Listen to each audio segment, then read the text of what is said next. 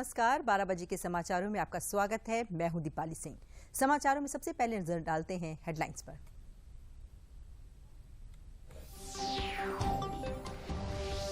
चीन सहित America, Brazil, दक्षिण कोरिया और जापान में कोरोना संक्रमण के मामलों में तेजी से हो रही है वृद्धि। एक रिपोर्ट के अनुसार चीन में कोविड संक्रमित शवों की संख्या में अचानक हुई बढ़त।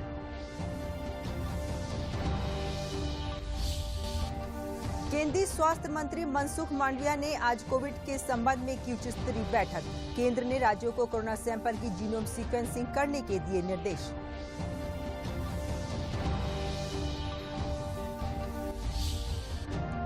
उत्तर प्रदेश सहित कई राज्यों में रविवार तक घने कोहरे की दी गई चेतावनी। प्रदेश के परिवहन निगम ने कोहरे की स्थिति में रात्रि 8 बजे से सुबह 8 बजे तक बसें न चलाने का लिया फैसला। और ग्लोबल इन्वेस्टर्स समिट 2023 के जरिए निवेश आकर्षित करने में जुटी प्रदेश सरकार। उप मुख्यमंत्री केशव प्रसाद मौर्य और आईटी मंत्री योगेंद्र उपाध्याय ने फ्रांस में किया रोड शो। बिजनेस मीट में कई निवेश प्रस्तावों पर बनी सहमति। और अब समाचार विस्तार से। कोविड-19 प्रतिबंधों में ढील के बाद चीन में कोरोना वायरस के संक्रमण के मामलों में तेजी आई है। कहा यह जा रहा है कि चीन में अस्पताल पूरी तरह से मरीजों से भरे हुए हैं। एक रिपोर्ट के अनुसार कोविड संक्रमित शवों की संख्या में अचानक वृद्धि हुई है, क्योंकि चीन की राजधानी में वायरस तेजी से फैल रहा है। महामारी प्रतिबंधों में अचानक ढील देने के बाद चीन में हालात बेकाबू हो रहे हैं। बीजिंग में सोमवार को 2 लोगों की जान जाने के बाद मंगलवार को कोविड-19 से 5 और लोगों की मौत हो गई। हफ्ते के शुरुआती 2 दिनों के ये आंकड़े चीन में फैले इस संक्रमण की कहानी को बयां कर रहे हैं। हालांकि चीन के आंकड़ों पर संदेह है और ऐसा माना जा रहा है कि इसका प्रसार व्यापक है। चीन ने 7 दिसंबर को नागरिकों के अनिवार्य परीक्षण की शर्त को भी हटा दिया है। कुछ अस्पतालों में संक्रमित मरीजों की बाढ़ आ गई है। दवा दुकानों में दवाइयां खाली हो गई हैं, जबकि कई लोग स्वतः लगाए गए लॉकडाउन में चले गए हैं। आपूर्ति सेवाओं पर दबाव बढ़ गया है। चीन की जीडीपी के आकार को देखते हुए, चीन की अर्थव्यवस्था के आकार को देखते हुए वायरस से होने वाली मौत बाकी दुनिया के लिए चिंता का विषय है। अमेरिका टीके के प्रावधान और वायरस के तीव्र चरण से उबरने में देशों की मदद करने में दुनिया भर के देशों के लिए एक प्रमुख शक्ति बना हुआ है। हम निश्चित रूप से उम्मीद करते हैं कि चीन में भी जल्द ही ऐसा ही होगा। नेशनल यूनिवर्सिटी ऑफ सिंगापुर के Saw Swee Hock school of public health में शोध के वाइस डीन एलेक्स कुक का कहना है कि किसी दूसरे देश में महामारी की हर नई लहर नए स्वरूप का जोखिम लाती है। चीन में जो जोखिम है वो बहुत बड़ा है और वर्तमान में इसका आकार बड़ा है। दवा की दुकानों में दवाओं का स्टॉक खत्म हो गया है। ऐसे में आम नागरिक एक दूसरे की समय पर मदद करने के लिए आगे आए हैं। पूर्वी चीन के जियांगसू प्रांत के सुजो शहर में एक फार्मेसी मालिक ने अपने स्टॉक से इबुप्रोफेन मुफ्त में दिया। लागत लगभग 2000 युआन है। हाँ, यह कोई बड़ी बात नहीं है। जब तक मैं लोगों की मदद कर सकता हूँ, पैसा मायने नहीं रखता। कुछ स्वास्थ्य विशेषज्ञों का मानना है कि चीन में 60% लोग, जो कि दुनिया की 10% आबादी के बराबर हैं, आने वाले महीनों में संक्रमित हो सकते हैं और 20 लाख से अधिक लोगों की मौत हो सकती है। केंद्र सरकार ने राज्यों को कहा है कि कोरोना पॉजिटिव लोगों के सैंपल के जीनोम सीक्वेंसिंग की जाए। चीन में कोरोना के बढ़ते मामलों को देखते हुए केंद्र ने राज्यों को सतर्कता बढ़ाने को कहा है। चीन समेत कई देशों में कोरोना के बढ़ते मामलों को देखते हुए देश ने इसकी रोकथाम के लिए प्रयास तेज कर दिए हैं। राज्यों को सभी पॉजिटिव सैंपल की दैनिक आधार पर जीनोम सीक्वेंसिंग करने के निर्देश दिए गए हैं, ताकि इसका पता चल सके कि कोविड का कोई नया वेरिएंट तो नहीं पनप रहा है। गौरतलब है कि जापान, दक्षिण कोरिया, ब्राजील, चीन और अमेरिका में कोरोना के नए मामले चिंताजनक तरीके से बढ़ रहे हैं। स्वास्थ्य मंत्री मनसुख मांडविया ने आज इस संबंध में एक समीक्षा बैठक की। बैठक में दुनिया भर में फैल रहे संक्रमण और उसके परिदृश्य को लेकर चर्चा की गई। वहीं उत्तर प्रदेश में कोरोना के 95 रोगियों की जीनोम सीक्वेंसिंग के लिए सैंपल भेजे गए हैं। बीते 24 घंटों में प्रदेश में कोरोना से संक्रमित 3 नए रोगी मिले हैं। प्रदेश सरकार द्वारा जारी गाइडलाइन के अनुसार जीनोम सीक्वेंसिंग के लिए सैंपल भेजे जाने की तैयारी की जा रही है। देश भर में genome sequencing SARS-CoV-2 genomics consortium की 17 लैब हैं, जहां पर जीनोम सीक्वेंसिंग की जाती है।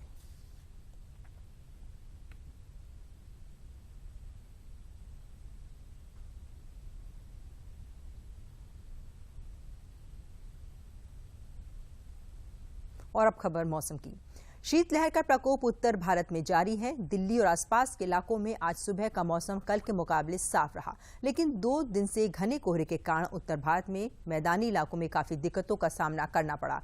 मौसम विभाग ने दिल्ली में अगले कुछ दिनों में न्यूनतम और अधिकतम तापमान में गिरावट देखी गई 5 डिग्री सेल्सियस की, और ये माना जा रहा है कि 20 डिग्री सेल्सियस रहने की संभावना है। इस बीच पंजाब और हरियाणा के लिए मौसम विभाग के चंडीगढ़ केंद्र ने 2 दिनों के लिए जो शीतलहर है उसे लेकर रेड अलर्ट जारी किया है। वहीं उत्तर प्रदेश में आज कोहरा छाया रहेगा। मौसम विभाग के अनुसार दिन में आसमान साफ रहेगा, लेकिन हवा में ठंडक बनी रहेगी। राजधानी लखनऊ में आज अधिकतम तापमान 22 डिग्री सेल्सियस और न्यूनतम तापमान 8 डिग्री सेल्सियस रहने की संभावना है। मौसम विभाग द्वारा दी गई सूचना के अनुसार प्रदेश भर में 21 से 25 दिसंबर तक कोहरा रहेगा।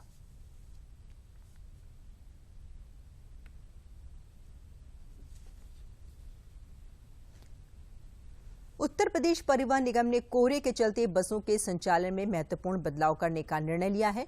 कोहरे के कारण हो रही दुर्घटनाओं को देखते हुए निर्णय लिया गया है कि यदि मार्ग पर कोहरा पाया जाएगा तो बसों को मार्ग में पड़ने वाले बस स्टेशनों, ढाबा, थाना, पेट्रोल पंप, टोल प्लाजा पर कोहरा कम होने तक खड़ा कर दिया जाएगा।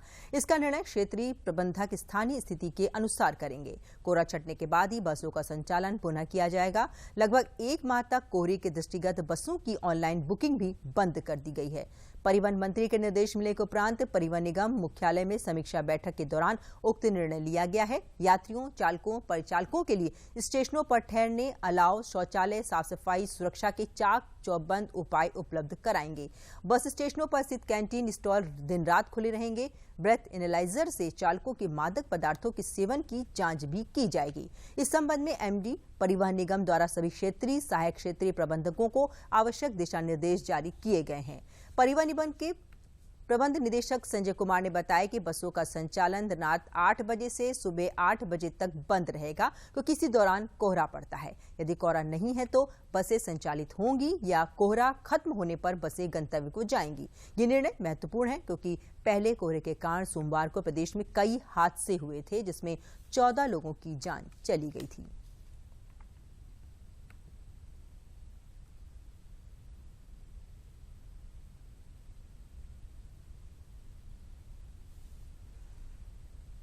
समाचार अभी और भी है, पहले लेते हैं ये विराम।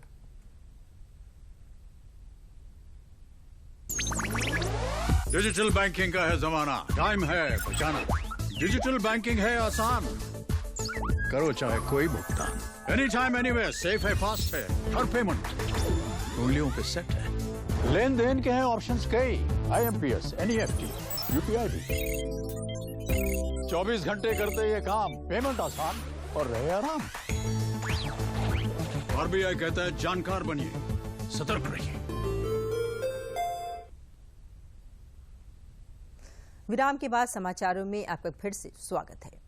प्रदेश की ग्रामीण अभियंत्रण विभाग की राज्य मंत्री विजय लक्ष्मी गौतम एक दिवसीय दौरे पर अमेठी पहुंची। कलेक्ट्रेट सभागार में विकास योजना और कानून व्यवस्था की समीक्षा करने के बाद पत्रकारों से बातचीत करते हुए राज्य मंत्री ने कहा कि मुसाफिर खाना तहसील क्षेत्र में NH56 बाईपास के निर्माण में 384 करोड़ रुपए के हुए घोटाले की जांच की जा रही है। जो भी दोषी पाए जाएंगे उन पर कड़ी कार्रवाई की जाएगी। उन्होंने कहा कि सरकार भ्रष्टाचार के खिलाफ जीरो टॉलरेंस की नीति अपना रही है।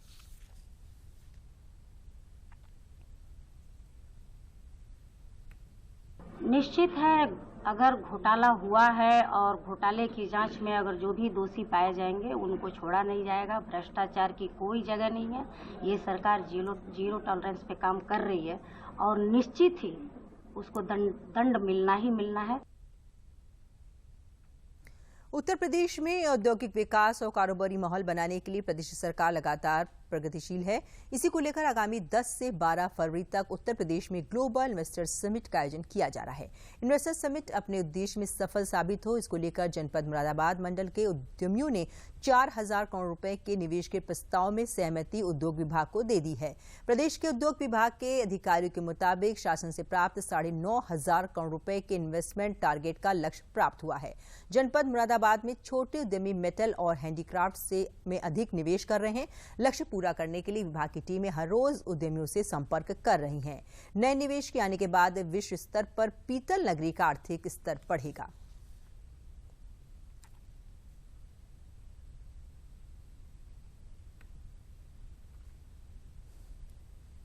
मुरादाबाद मंडल में हमको 9,500 करोड़ का इन्वेस्टमेंट का टारगेट प्राप्त हुआ है, जिसमें अब तक 4,000 करोड़ का इन्वेस्टमेंट का प्रस्ताव में सहमति प्राप्त हो चुकी है हम लोग को। और हमारी जिले की मंडल की सभी टीमें लगातार इसी काम के लिए प्रयासरत हैं। रेगुलर सुबह से लेकर रात तक इसी काम में भ्रमण कर रही हैं। डेली करीब 400-500 करोड़ का प्रस्ताव प्राप्त हो रहे हैं हमारे पास। जो मुरादाबाद में जो बड़े इन्वेस्टमेंट का प्रस्ताव प्राप्त हुआ है, जैसे डिजाइनको का है, आई जनरेशन माल संभल में है, क्राफ्ट केयर ऑर्गेनिक्स है, भोलाराम पेपर मिल्स है, इस तरीके के कई सारे यूनिट हैं जिनका हमारे पास में बड़ा इन्वेस्टमेंट का प्रस्ताव प्राप्त। उत्तर प्रदेश आगामी फरवरी में होने वाले ग्लोबल इन्वेस्टर्स समिट के लिए यमुना अथॉरिटी के सीईओ डॉक्टर अरुणवीर ने ऑस्ट्रेलिया, सिंगापुर और जापान समेत कई जगहों पर रोड शो किया है। यमुना अथॉरिटी प्रदेश में इंटीग्रेटेड टाउनशिप के लिए सेक्टर 7 में 1,000 एकड़ जमीन पर कोरियन और जापानी सिटी बसाने की योजना तैयार कर रही है। 500 एकड़ में कोरियन और 500 एकड़ में जापानी सिटी बनाने वाली इस सिटी की खासियत ये होगी कि यहाँ का परिवेश हूबहू जापान और कोरियन सिटी जैसा होगा। धार्मिक और सांस्कृतिक रूप से सिटी विकसित की जाएगी। इसके लिए अगले 2 महीनों में 1,190 एकड़ जगह का अधिग्रहण किया जाएगा। यमुना अथॉरिटी के सीईओ ने बताया कि जेवर एयरपोर्ट से सटा हुआ यमुना अथॉरिटी का सेक्टर 7 इसके लिए चयनित किया गया है, जो कनेक्टिविटी के लिहाज से काफी महत्वपूर्ण होगा, जहां पर जापान और कोरिया देशों से आने वाले इन्वेस्टर्स अपने इंडस्ट्रीज के साथ साथ अपने लिए डेडिकेटेड सिटी भी बसा सकेंगे। जापान और कोरिया में रोड शो किया गया और वहाँ पर लोगों ने, इंडस्ट्री ने राजस्थान की तरह जहाँ का उनका डेडिकेटेड टाउनशिप है, एक जापानीज टाउनशिप है हरिको के इंडस्ट्रियल एरिया में, उस तरह से उत्तर प्रदेश में भी इस तरह के एक औद्योगिक शहर को बसाने के लिए, औद्योगिक टाउनशिप को बसाने के लिए मांग रखी थी, जिसको उत्तर प्रदेश सरकार ने 60 स्वीकार कर लिया है। और 5-5 एकड़ में कोरिया के टाउनशिप और एक जापानीज टाउनशिप दोनों बसाई जाएंगी। इंटीग्रेटेड टाउनशिप होंगी, जिसमें इंडस्ट्री भी होगी, रेजिडेंशियल भी होंगे, ग्रुप हाउसिंग भी होंगे, कमर्शियल भी होंगे, स्कूल भी होंगे, हॉस्पिटल भी होंगे और फैसिलिटी भी होगी। यानी हर तरह से अपने आप में एक कंप्लीट प्रोजेक्ट होगा, जहां घर भी बन सकेगा, माल भी, खाना भी, अपनी स्कूल भी, जापानीज या कोरियन स्कूल भी बन सकेंगे तथा हॉस्पिटल भी रहेंगे। प्रयागराज में महाकुंभ को देखते हुए पर्यटन में अभी तक 249 करोड़ रुपए की निवेश के करार से इसकी शुरुआत हुई है। प्रयागराज में वर्ष 2025 में लगने जा रहे महाकुंभ को लेकर अभी से निवेशकों के अंदर निवेश की रुचि दिखने लगी है। प्रयागराज कुंभ 2019 का प्रदेश सरकार ने जिस भव्य और दिव्य अंदाज में आयोजन किया, उससे त्रिवेणी की पावन भूमि पर 24 करोड़ से अधिक लोगों का यहां आगमन हुआ था।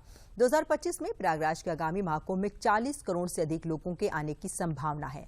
आगंतुकों की इस संख्या अपने साथ पर्यटन क्षेत्र के लिए अपार संभावनाएं भी साथ लाएगी। प्रदेश सरकार में पर्यटन नीति अनुमन्य प्रोत्साहन के लिए 22 नई गतिविधियों को जोड़ा गया है, जिसमें wellness resort, heritage home stay, budget hotel, heritage hotel, star hotel, eco tourism की इकाइयां, कारवां टूरिज्म यूनिट, प्रदर्शनी, तीर्थयात्रा, धर्मशालाएं, ऑल वेदर सीजनल कैंप, जलाशय, झील, वेलनेस टूरिज्म तथा एडवेंचर टूरिज्म शामिल हैं। जैसे कोई बजट होटल खोलना चाहता है या फिर होटल, रिजॉर्ट, रेस्टोरेंट, धर्मशाला आदि किसी भी क्षेत्र में अगर वो इन्वेस्टमेंट करना चाहता है तो हम उसको कुछ रियायत दे रहे हैं, सब्सिडी दे रहे हैं। इसके लिए हम जो है अपने पर्यटन विभाग की वेबसाइट के माध्यम से प्रचार प्रसार कर रहे हैं। बाकी हम जो है निवेशकों के साथ भी 1-to-1 इंटरेक्शन करके और ज़्यादा से ज़्यादा इन्वेस्टर को इसमें रजिस्टर्ड करवा रहे हैं। अभी तक प्रयागराज में 249 करोड़ का इन्वेस्टमेंट किया जा चुका है अलग अलग फील्ड में, और आगे भी हम चाहते हैं कि महाकुंभ 2025 से पहले यहाँ पे ज़्यादा से ज़्यादा इन्वेस्टर इन्वेस्ट करके नए होटल्स, अच्छे क्लास के होटल्स यहाँ पे ले। समाचारों में आगे बढ़ने से पहले लेते हैं एक और विराम। Payment fail? लेकिन पैसे तो कट गई मेरी मेहनत की कमाई। हो जाएगी भरपाई, चिंता मत कर मेरे भाई। अगर डिजिटल ट्रांजैक्शन फेल हो जाए और अकाउंट से पैसे कट जाएं, तो बैंक समय से पैसे लौटा देगा, वरना कॉम्पनसेशन का है प्रावधान। नहीं तो आरबीआई के ओम्बुड्समैन को शिकायत करें आप। या बिल, मेरी फीस। आरबीआई कहता है, जानकार बनिए, सतर्क रहिए।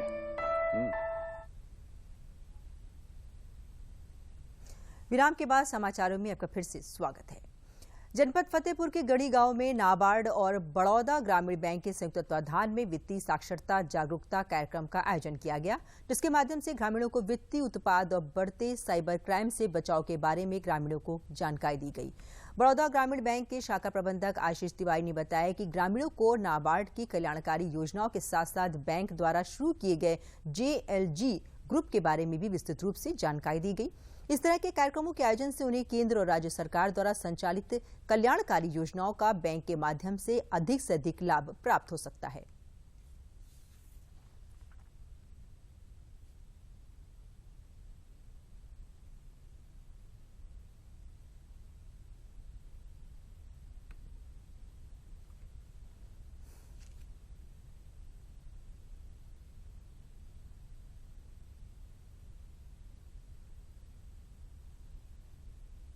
सर यहाँ पे बताया गया कि संयुक्त देयता समूह कैसे बनाया जाता है और सुरक्षा जीवन ज्योति जीवन बीमा के बताए गए कि एक दुर्घटना जीवन बीमा योजना और समूह कैसे चलाना है सर, इसके बारे में बताया गया।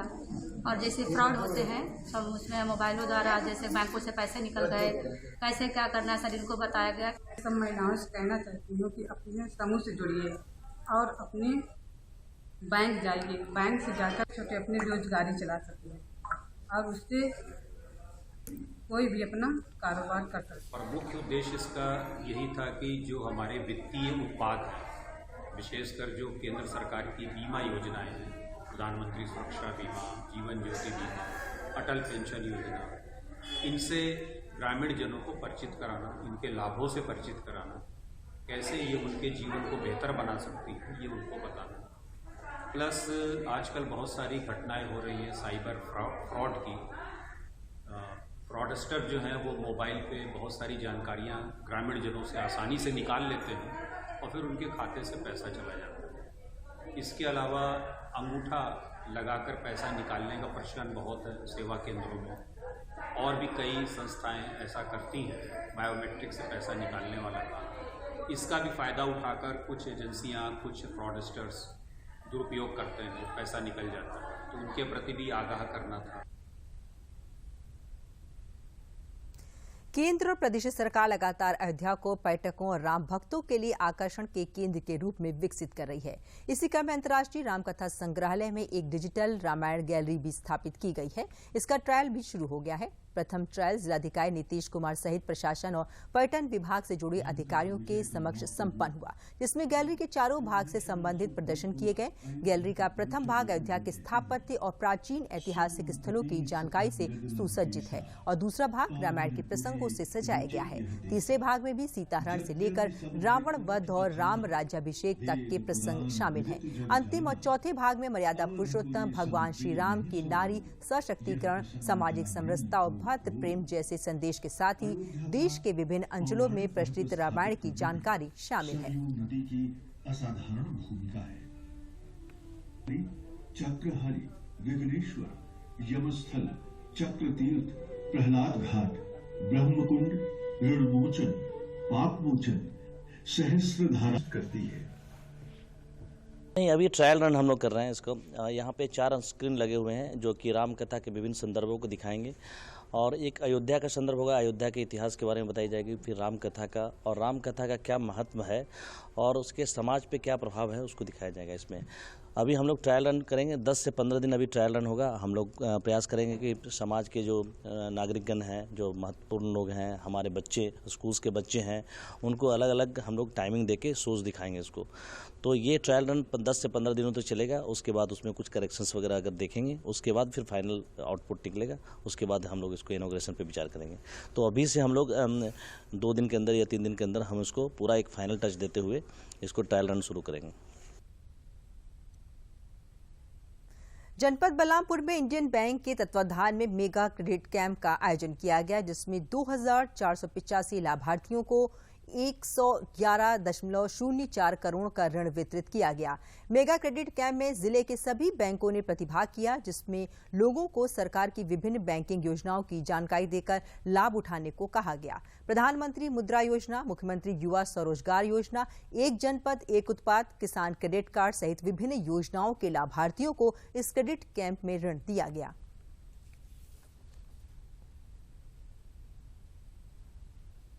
केंद्र सरकार व प्रदेश सरकार के निर्देशानुसार आज हमारे जनपद बलरामपुर में एक विशाल मेगा क्रेडिट कैंप का आयोजन किया गया है, जिसमें जनपद के विभिन्न बैंकों से आच्छादित, उनसे लाभान्वित सभी उद्यमियों को अभी हम लोगों ने एक प्रमाण पत्र दे करके उनको सम्मानित करने का काम किया है।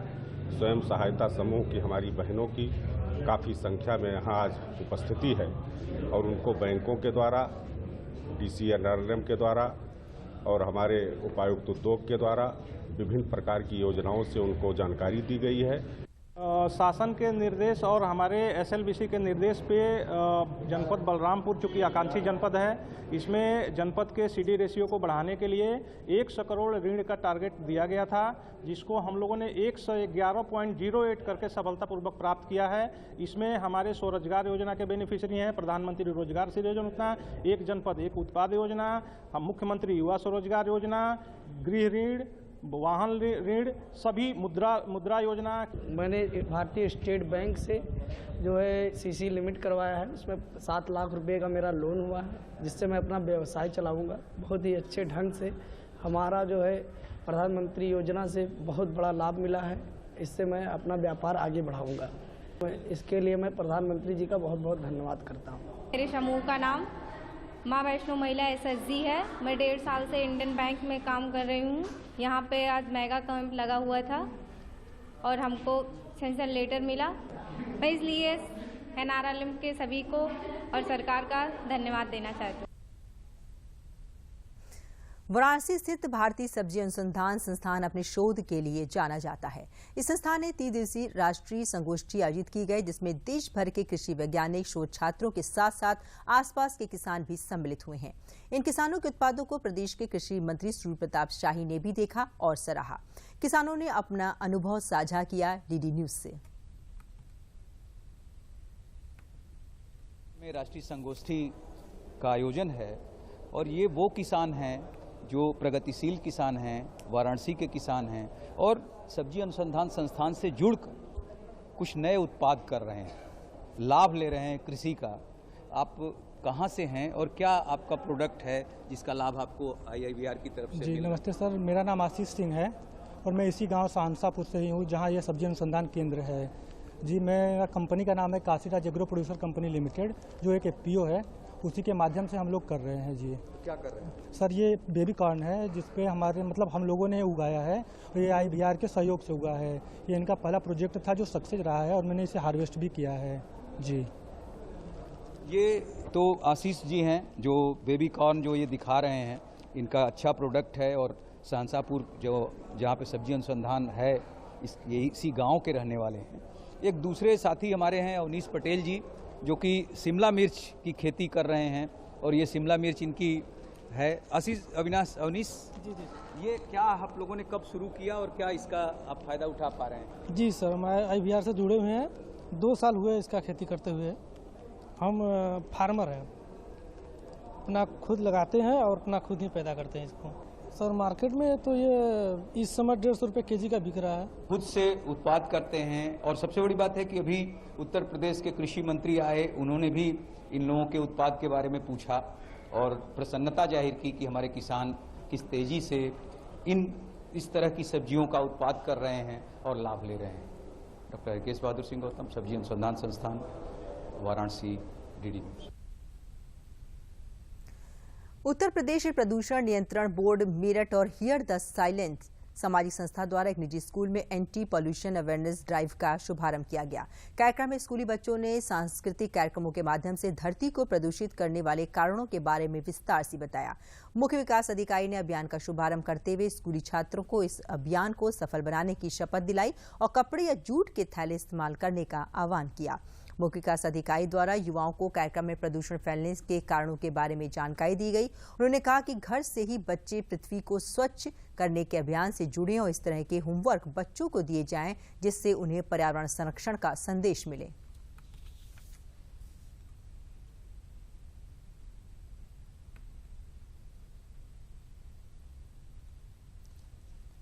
आज एक मुहिम स्टार्ट की है सत्यग्राम इंटरनेशनल स्कूल में, जिसमें कि बच्चों को अवेयर कराया है कि पॉल्यूशन से पूरा एनवायरनमेंट हमारा ख़राब हो रहा है और हमारी जो धरती है इससे पूरी की पूरी करप्ट हो रही है। और इसमें चाहे सॉइल पॉल्यूशन हो, चाहे वाटर पॉल्यूशन हो, चाहे नॉइज़ पॉल्यूशन हो, ये हमारी धरती को धीरे धीरे एक कैंसरस ग्रोथ की तरह इसको ख़त्म करते जा रहे हैं, जिससे हमें लगता है कि हम इससे अवेयर नहीं है, हम उन चीज़ों को समझ नहीं पा रहे हैं। जैसे कि हम एसी का यूज़ घर में करते हैं या फ्रिज का यूज़ करते हैं, जो कि एक नेसेसिटी भी है, हम इसको पूरी तरह से अपने जीवन से ख़त्म भी नहीं कर सकते। ये ज़रूरतें हैं, लेकिन इन ज़रूरतों को हम कम ज़रूर कर सकते हैं और इन्हें प्रॉपर मात्रा में हम यूज़ कर सकते हैं। तो यही चीज़ सिखाई है हमने आज से बच्चों को। जैसे कि हमने एक चीज़ ये भी शुरू करी है कि बच्चे पॉलीथीन का यूज़ ना करें, जिसके लिए जूट बैग को यूज़ करने के लिए प्रेरित किया है और सभी बच्चों को जूट बैग भी हमने गिफ्ट किया है। वाराणसी के चौका घाट स्थित सांस्कृतिक संकुल में उत्तर प्रदेश खादी बोर्ड द्वारा लगाए गए खादी प्रदर्शनी में उत्तर प्रदेश, बिहार, पंजाब, हरियाणा, पश्चिम बंगाल, जम्मू कश्मीर सहित कई राज्यों के हस्तशिल्प उत्पाद लगाए गए हैं। इन उत्पादों में खादी के कपड़े, लकड़ी के खिलौने, अचार, मुरब्बा, jewellery, Kashmiri shawl, dry fruits और कई अन्य तरह की चीजें देखने को मिल सकती हैं। इस खादी प्रदर्शनी में बड़ी संख्या में लोग इन उत्पादों को देखने और खरीदने के लिए आ रहे हैं। वहीं इस खादी प्रदर्शनी में आ रहे युवाओं को स्वरोजगार से जोड़ने की जानकारी भी दी जा रही है और उन्हें खादी ग्रामोद्योग द्वारा चलाई जा रही योजनाओं के बारे में भी बताया जा रहा है।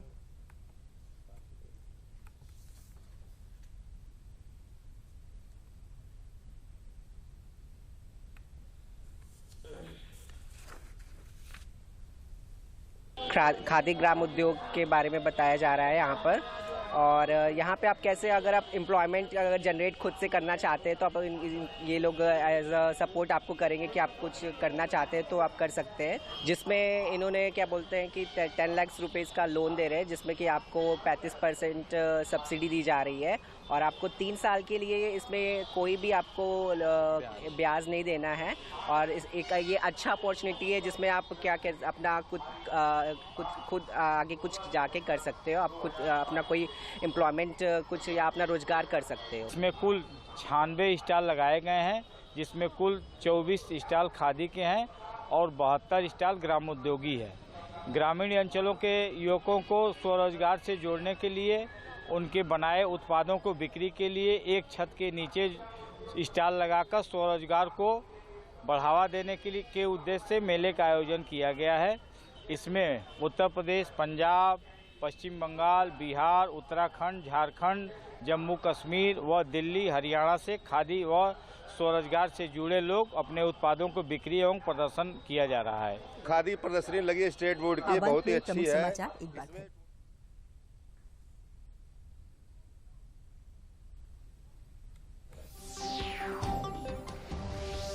चीन सहित अमेरिका, ब्राजील, दक्षिण कोरिया और जापान में कोरोना संक्रमण के मामलों में तेजी से हो रही है वृद्धि। एक रिपोर्ट के अनुसार चीन में कोविड संक्रमित शवों की संख्या में अचानक हुई बढ़त।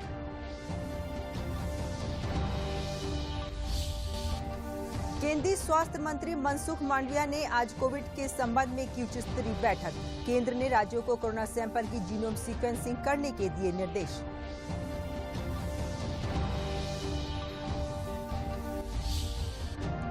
उत्तर प्रदेश सहित कई राज्यों में रविवार तक घने कोहरे की दी गई चेतावनी। प्रदेश के परिवहन निगम ने कोहरे की स्थिति में रात्रि 8 बजे से सुबह 8 बजे तक बसें न चलाने का लिया फैसला। और ग्लोबल इन्वेस्टर्स समिट 2023 के जरिए निवेश आकर्षित करने में जुटी प्रदेश सरकार। उप मुख्यमंत्री केशव प्रसाद मौर्य, आईटी मंत्री योगेंद्र उपाध्याय ने फ्रांस में किया रोड शो। बिजनेस मीट में कई निवेश प्रस्तावों पर बनी सहमति।